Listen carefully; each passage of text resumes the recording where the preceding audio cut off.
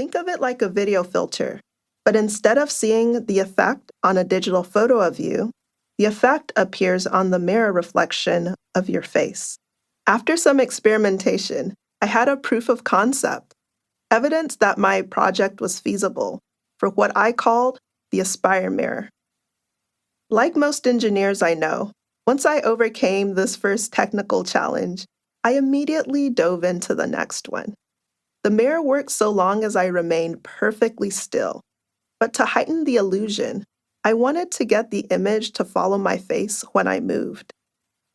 I had been lost in my work for hours, energized by the progress I'd made, when suddenly I realized I was running late for our night out.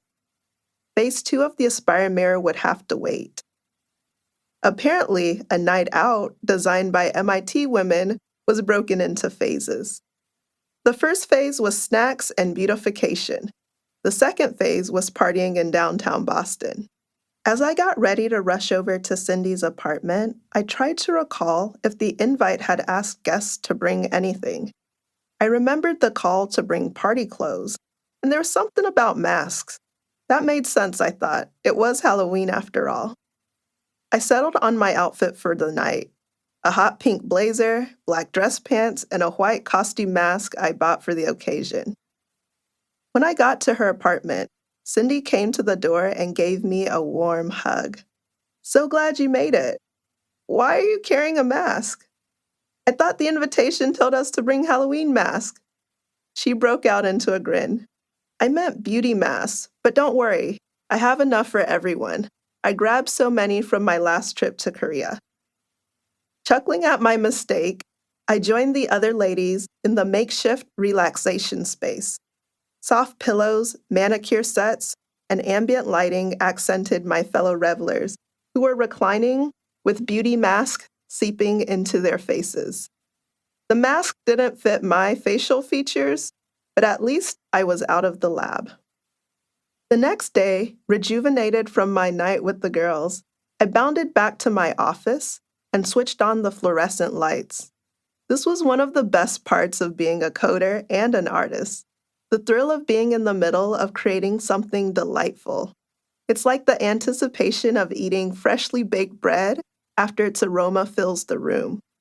I sat at my desk and started phase 2 of the Aspire Mirror project, adding interactivity and movement tracking.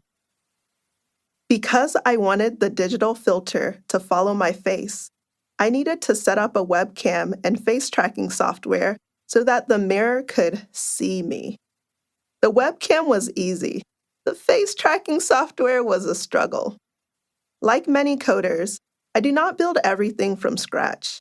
I rely on pre-existing code called software libraries to create new systems. Think of it like a home improvement project. If I want to build a fence, I don't need to personally chop down trees for my post.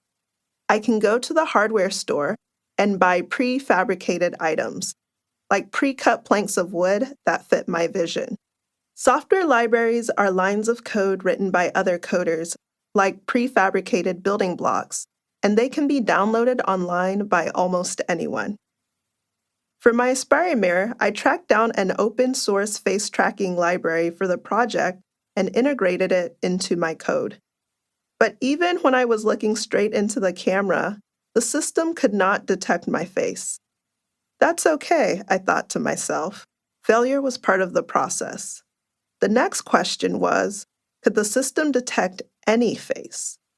I tested this by drawing on the palm of my hand 2 horizontal lines for the eyes, an L for the nose, and a wide U for a smile. I held my hand in front of the camera. The software detected my elementary markings as a face. At this point, anything was up for grabs. I looked around my office, and I saw the white mask that I brought to Cindy's the previous night. As I held it over my face, a box appeared on the laptop screen. The box signaled that my masked face was detected. I took the mask off, and as my dark-skinned human face came into view, the detection box disappeared. The software did not see me. A bit unsettled, I put the mask back over my face to finish testing.